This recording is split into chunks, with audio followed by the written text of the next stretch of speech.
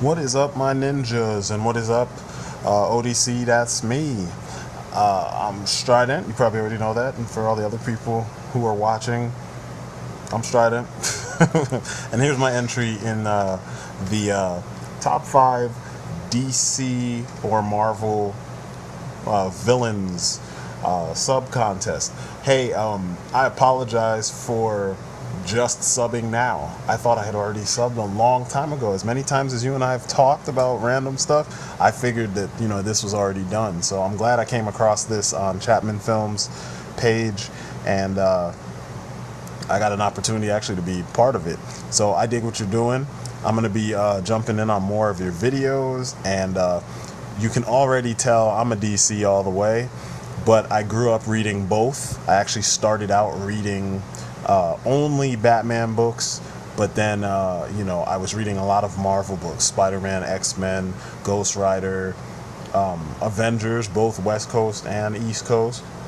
I think I even have a couple Great Lakes Avengers, which is pretty lame. But I'm more of a DC, but my list will contain some Marvel people because, like I said, I read a healthy dose of both. So I guess, without further ado, let's get this party started, shall we? Yeah, let's do it. Number 5. So, my number 5 is the Juggernaut, the Marvel Select Juggernaut, because this figure is impressive. It's a heavy-ass figure. It's a well-done figure, paint-wise, sculpt-wise. It doesn't need a lot of articulation, which I heard was an issue in some people's reviews. I mean, he's Juggernaut. You don't see Juggernaut doing Van Damme kicks and, helicopter kicks and backflips and shit. He's the Juggernaut. He seems to be big enough to throw a punch and to be able to lean forward and ram into stuff. And I think they nailed that shit on this figure. I love the paint scheme, and he comes from that time period when comics were just fun to read, and they weren't trying to be all deep and shit and trying to get involved in today's, social issues as much as, and political issues as much as we're seeing these days. So Juggernaut comes from a special time in my childhood, and he's my number 5.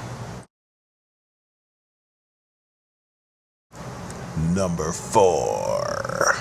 So number 4 is a toss-up between, it was kind of a tie between the Collect and Connect Bane and Clayface. But you see, I got Clayface in the front because I think he'll take the spot for number 4. He's one of the figures that never had his parts were never used for another figure. I love his sculpting, his gimmick, the whole rubbery arms thing kind of works with Clayface. The only downside to the figure is the fact that, number 1, because the arms are made of that gummy material, rubbery material, you couldn't get the same coloring that you have with the rest of his body, which is the regular ABS plastic. But still, it works for Clayface. I mean, he looks like this big old mound of shit, and shit's brown for the most part, unless you eat some certain things. But his arms can be a little discolored. He's a big old mound of clay, and that works, The Bane figure, he was being considered because it's the first time we got large Bane with a body type that seemed a little bit more believable, like he could move around and actually hang with Batman at this size if he was a little bit more trim and not so Hulk-like, So this is easily the best Bane figure that we've gotten so far, and he had to be considered at least a little bit. Number 3. This one was kind of difficult. Once again, you got 2 figures, one from a huge line that none of his parts have ever been reused for anybody else, and you got a good sculpt, Parasite, and I love that figure. But the Marvel Select Venom kind of trumps him because it's probably the best Venom figure we've ever had, and there's been a lot of Venom figures, over the years. This is only the second Venom I ever got. The first one I got was the first Venom that Toy Biz made back in the Marvel Superheroes line. The one that you push he had like the goop that you put in his back, and then you push a button and it like spewed out of his chest. And that figure was awful, but it did the job for the time, you know what I'm saying? So getting this one, it's like looking at Todd McFarlane's artwork in 3D. And, you know, not to say that Todd McFarlane was the best artist, because being an artist myself and learning anatomy and stuff, I know from, you know, just passing my classes that he didn't understand anatomy. But that kind of worked for drawing Spider-Man and Venom, because they're agile characters that are always twisted up and, you know, contorting themselves while, you know, in battle. But this figure is just, it's perfect in my opinion. I have no issues with it. I love the way it looks. I love the way he is painted. He just, I don't know, it's just the perfect Venom figure so far. I think the only improvement that could be made on this figure would be better articulation or more of it in his legs. Number 2. Yeah. So this one was kind of difficult in a sense, because when I was trying to pick these characters, at first I was picking them based on personality and not based on the figure. And if that was the case, then Mongol just wins it automatically. Because, I mean, if you saw For the Man Who Has Everything, that episode of Justice League Unlimited, you know Mongol is one of those pompous, arrogant ass characters that actually could do the things that he's setting out to do. I mean, he's a skilled fighter. He's like ridiculously high class power levels, and he's just insane. I mean, Eric Roberts did an awesome job portraying the character in that episode. Now, on the other hand, I have Black Adam, which I searched and searched and searched and searched. I even hid this toy.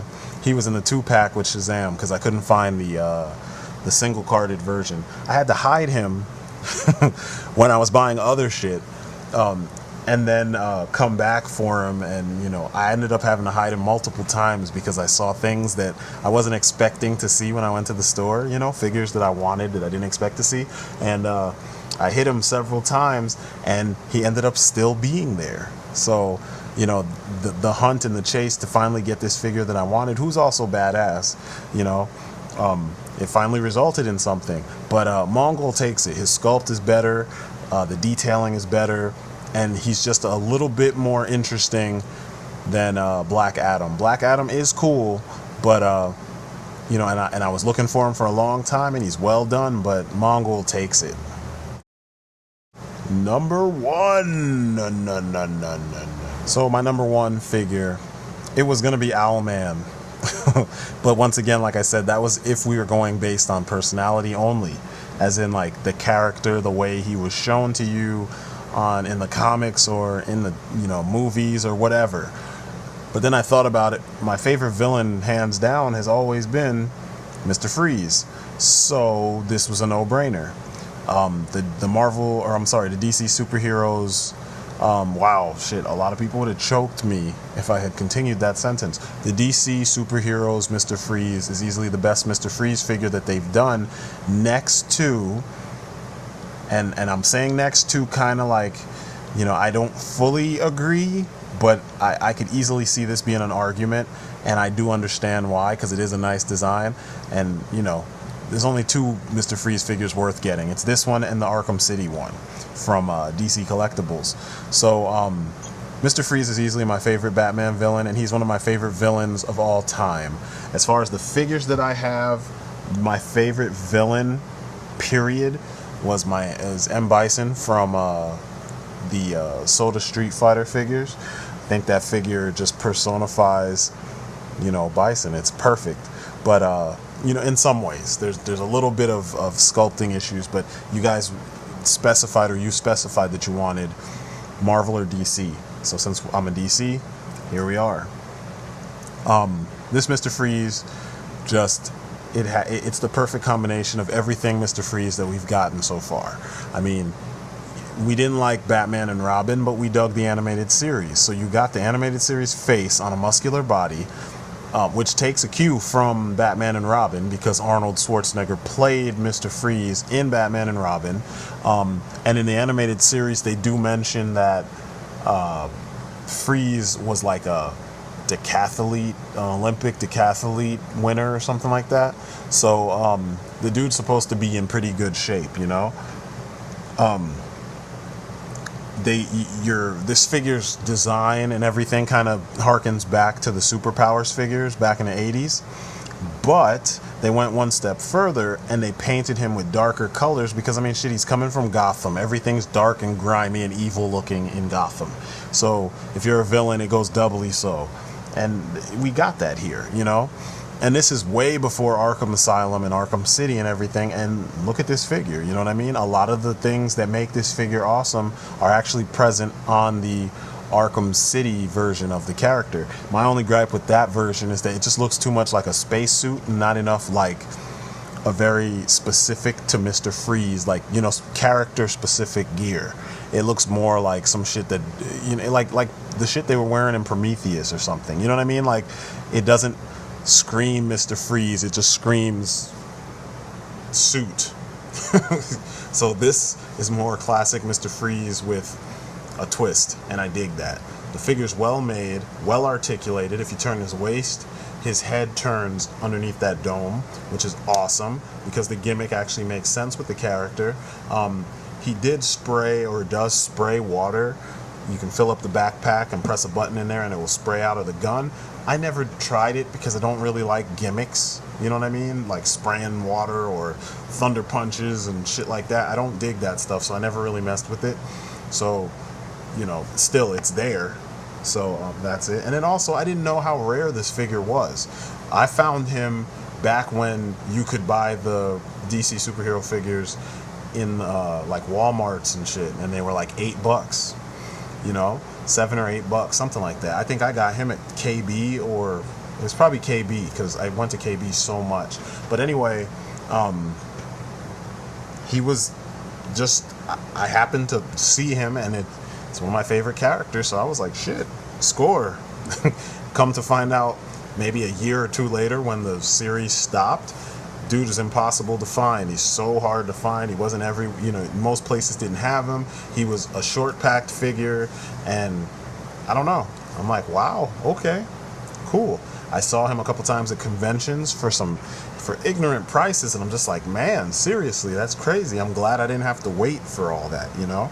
But this is a figure that I just dig everything about the figure from head to toe. The design is well done. It's perfect. If I was to do a Batman comic, this would be what I base my design of Mr. Freeze off of. And he's a pretty decent, like a hefty figure. He's huge. So, you know, huge in comparison to what was coming out at the time, you know. So, yeah, everything about this Mr. Freeze figure is a win, in my opinion, and I dig it, and that's why he's my number one. So that's my story. I'm sticking to it, and I'm glad to be a part of your contest. You know, finally doing something on somebody else's page as opposed to just putting out content on my own page, because man, it seems like it's a grind sometimes. But this was fun. I want to do more of this stuff, so I'm gonna try and jump back into some more figure reviews, you know, of superheroes, because I've got a ton of DC UC figures that I haven't reviewed yet, you know. So I might jump in and do a couple more of those. You've inspired me.